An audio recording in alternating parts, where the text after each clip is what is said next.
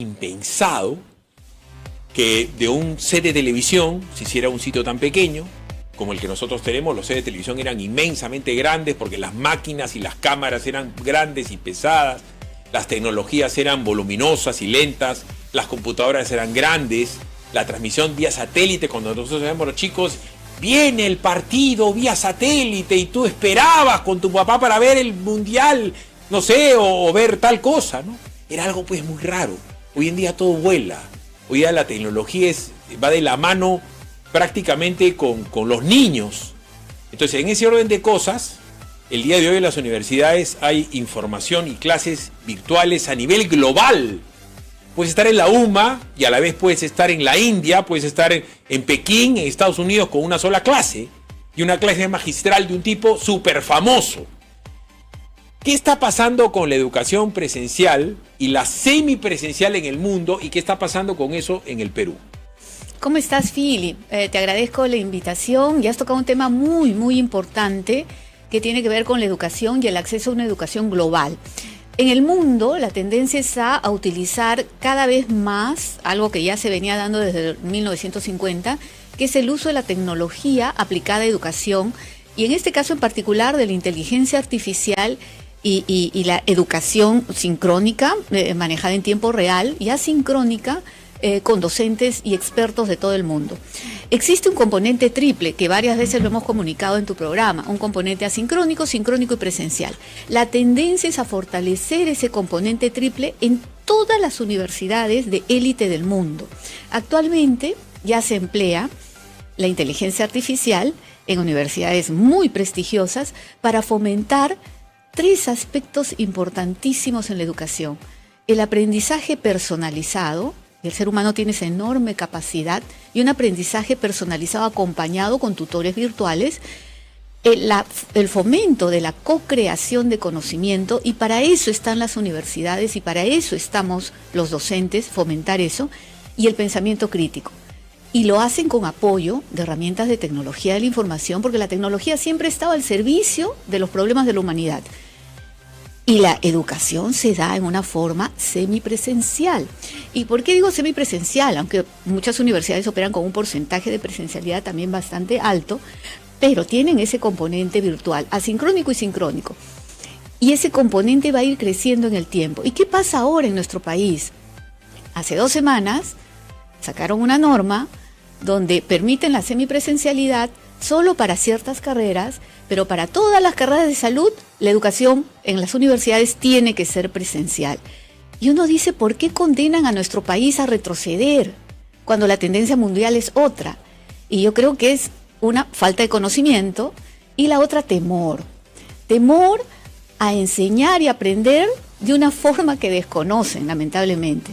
Y nos apena muchísimo, porque el atraso que están causando a nuestro Perú, nuestro querido Perú, que tiene unas brechas de desigualdad enormes, es muy grande. Nuestro país tiene un ratio de estudiantes que salen del colegio y que siguen una educación terciaria, vale decir educación superior tanto técnica como universitaria, del 30%. ¿Sabes cuánto tiene Chile? 70%. México, Colombia, 52%. O sea, ese 30% de peruanos que logran tener un cartón de un instituto o una universidad llegan pues con un hándicap. Voy a poner un ejemplo sencillísimo de entender para el común de los médicos que me están viendo o los que van a ser médicos. Los que nos hemos sometido a una cirugía bariátrica sabemos lo complicado que era hace unos años. Ahora existe una máquina que se llama Da Vinci, y esta máquina te opera el estómago con cirugía laparoscópica, y es de tal precisión y de tal efectividad y de tal tecnología que tú al día siguiente sales caminando de la clínica, cosa que era imposible. Cuando a mí me pasó, me tuvieron que cargar 3 semanas. Cargar, no podían ni caminar. ¿Y de qué manera tú puedes enseñarle a los futuros médicos, gastroenterólogos, a utilizar esta máquina no solamente para la cirugía bariátrica? Tiene que ser porque una KCP es virtual. Porque la máquina, acá en el Perú creo que hay una, si es que hay una, y si la tiene en la clínica, será pues la clínica Delgado o la clínica tal. ¿Cómo un doctor va a saber cómo funcionan las supermáquinas o los tomógrafos y tal, si es que no se lo explican de una manera virtual, y tiene del otro lado al técnico, al radiólogo, al cardiólogo, al neurólogo, al que tú quieras, que explique en una clase evidentemente semipresencial, ¿no es cierto? ¿Cómo utilizan estas tecnologías? Eso es imposible porque no vas a leer un libro de texto, no puedes preguntar ni repreguntar. Así es, y el uso de simuladores, el uso de la tecnología, como tú bien indicabas, es clave ahí, ¿no? Y eso evoluciona en el tiempo. Es más, ahora ya se está trabajando con realidad aumentada, y realidad aumentada aplicada a la educación. ¿Qué es realidad aumentada? Ese tipo de software que tú lo utilizas ahora con unos lentes, como una máscara, donde miras la realidad y te transportas a un ambiente simulado. Y trabajas dentro de un ambiente simulado. Ese es el futuro de la educación. Pero si antes no caminamos en los pasos previos que te permite la semipresencialidad, no podemos llegar allí. ¿Y ahí por qué han hecho esto solamente, o de repente otro caso, ilústranos, con el tema de la salud? ¿Por qué es con la salud y no sé, pues con la ingeniería, de la mecánica de fluidos, o no sé, o la contabilidad? No lo sé. Miren que no lo han hecho con ingenierías. En ingeniería se utiliza laboratorios de diversa índole y bastante sofisticados también. Lo han hecho por presión de los colegios profesionales, que consideraría que lo han hecho con la mejor intención, vamos a llamarlo así, porque eso es lo que busca un colegio profesional. Pero hay mucho desconocimiento detrás. Y hay mucho desconocimiento de cómo la tecnología ayuda a cimentar competencias de egreso. Hoy por hoy se ha estudiado, y hay documentos, papers, documentos de investigación que lo demuestran, que el uso de inteligencia artificial y de herramientas de tecnología ayuda a incrementar el pensamiento crítico, ayuda a incrementar la creatividad, ayuda a nivelar deficiencias que uno puede tener en educación personal. Los beneficios ¿Por son qué? tan evidentes, disculpa que te interrumpa, los beneficios son tan evidentes que yo sigo preguntando ¿por qué lo han limitado? Porque de repente piensan que el peruano es vivo, estoy hablando en borrador, que el peruano es vivo, que es pícaro, que no va a estar prestando atención a la clase virtual, que no va a sacar su imagen en el Zoom, que no tienes cómo repreguntarle porque no puedes mirar a los ojos. Pero en una clase pues habrán 30, 40, 50, 60, existe el Zoom, existe el audio, existe el video. O sea, ¿cuál es la razón técnica para negarse a la semipresencialidad? Yo ya sé los beneficios, la negación. Hay varias razones. Una de las razones es la que mencionas, o sea, de qué forma la universidad o el ente formativo se asegura que el estudiante realmente esté presente y aprendiendo. La otra es el uso de tecnologías de la información, o sea, de qué forma nos aseguramos que el ente formativo, la universidad, el instituto o que lo que fuera, esté utilizando tecnología buena y no esté simplemente dando títulos sin formación. Y la tercera tiene que ver con el desconocimiento de esas herramientas técnicas y hacia dónde ve el mundo. Si juntas esas tres, lo que haces es decir, estigmatizo esto, como no lo conozco, como no me garantiza, me voy a lo conocido. Y la historia de la humanidad está plagada de irse a lo conocido. Desde los tiempos en que las universidades eran solo para el clero. La primera universidad que fue laica fue la Universidad de Nápoles, dada por un decreto de un rey en ese entonces sueco, y casi excomulgan al rey, al emperador sueco, la iglesia, porque dijo, no, ¿por qué va a haber una universidad laica? La universidad está hecha para formar a quienes pueden interpretar el conocimiento, los sacerdotes. Pero a ver, lo que los gremios han propuesto o se han quejado, por ponerlo así, eso lo santifica que SUNEDU, el Ministerio de Educación, y supuestamente ahí hay gente hipertécnica que sabe evidentemente de las mejores tecnologías del mundo, porque precisamente una de las cosas que le piden a las universidades es currículum, le piden estar en el ranking, le piden, vamos a decir, la verificación de toda la malla curricular, y le piden los profesores con tal calidad de PhD, summa cum laude, etc. No entiendo cómo entonces la SUNEDU puede ignorar lo que tú me estás diciendo, es imposible. Y yo tampoco lo entiendo, y varias de las universidades no lo entienden, pero bueno, ha hecho una investigación, ha citado a ciertas universidades predominantemente presenciales, entre públicas y privadas, y ha dicho, esta decisión no va a impactar, porque en realidad el porcentaje de lo que se enseña semipresencial o virtual es mínimo en las universidades que dan las carreras de salud, cuando no es así.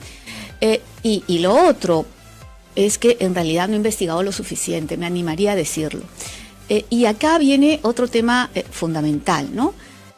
Cuando uno imparte políticas que van a afectar a toda una población, tiene que ir bastante profundo para investigar no solo lo que sucede en el país, sino por dónde van las tendencias mundiales y cuál es la problemática nacional.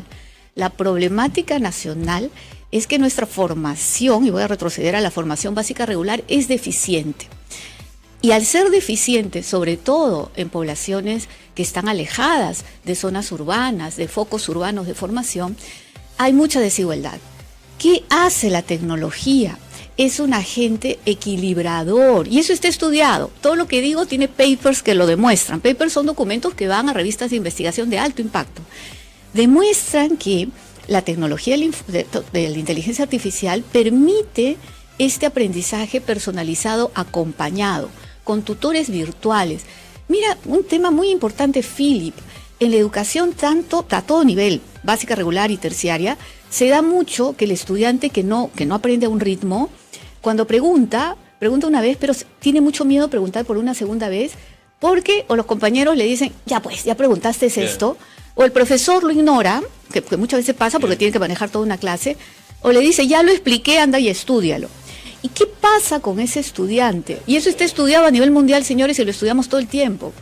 Se inhibe, se retrotrae, y en su mente está, soy incapaz para esto. Por eso hay muchos que dicen, no sirvo para las matemáticas, no sirvo para esto. No es que sea incapaz, necesito otro tipo de ritmo de aprendizaje, que los docentes no pueden dar en un aula, donde se da ese aprendizaje acompañado con un tutor que no te juzga, que no te critica, que te acompaña, que te ayuda a avanzar a tu ritmo y te permite desarrollar esa creatividad y pensamiento crítico. Insisto, y eso es inteligencia artificial que le estamos empleando. Eso es tecnología actual. Sí. Reitero, por si acaso yo no conozco a nadie de la SUNEDU, no sé si son buenos, malos o regulares, pero por lógica pura deben ser técnicos en esto, en tecnología de la información, no lo son. Y en tecnología de la educación. Probablemente sí lo sea. Pero ojo, que cuando vas a tomar una medida así, cita a todos. No somos tantos, somos 94 universidades, la mitad públicas, la mitad privadas. Han citado una muestra, evidentemente, la mayoría que da presencialidad. Y lo que es peor, con esta decisión lo que hacen es atrasar la inversión en tecnología, fundamentalmente en las públicas, que están atrasadas ya. Claro. O sea, cuando vino la pandemia, a las universidades públicas les tomó un semestre y una asesoría millonaria con un ente extranjero para poder migrar a la virtualidad. Las privadas, casi todas, en tiempo real migramos porque estábamos preparadas, porque habíamos invertido, porque estamos siguiendo tendencias, porque estamos preocupados por la educación, ¿no? Con esta decisión, lo que hacen es no solo limitar el acceso a profesionales que quieren estudiar carreras de salud, donde hay un enorme déficit, y hay una enorme problemática en salud mental, en atención de salud comunitaria, en diversos aspectos, ¿sabes? En especializaciones, limitarlos, seguir retrocediendo a nuestro país, a estar en los últimos rankings de acceso a la educación y de movilidad social. Ojo que somos uno de los peores en movilidad social en el mundo, y eso es triste, y esa es la razón por la cual surgió la Universidad María Auxiliadora. El ascenso social. Nacer pobre y terminar de clase medio rico, eso es. Claro, o sea, estamos condenados, 70% de probabilidad existe, 67% para ser exacta, que si tu papá o tu mamá es de recursos, de altos recursos, tú terminarás siendo de altos recursos. Pero si tu papá o tu mamá o tu padre, madre, el que está contigo en el aspecto formativo es pobre, terminará siendo pobre. Mira, y no tenemos por qué ser así. Bueno, y la educación es el factor que saca al mundo de esa situación. Todo eso es imposible que no lo sepan. Yo puedo entender, ¿no?, que hay una clase de medicina en donde están apoderando, tiene que estar ahí, lo tiene que mirar. Obviamente hay clases que tienen que ser presenciales de todas maneras. Sí, no se me ocurre que el campo clínico no puede dejar de ser presencial. Un médico va a ser un médico virtual, no estoy diciendo, pero hay que tener criterio, y acá la gente de la SUNEDU es algo que tiene que volver a revisar, porque lo que va a hacer es simplemente lo que yo haría en las universidades, bueno, va a ser esto un electivo.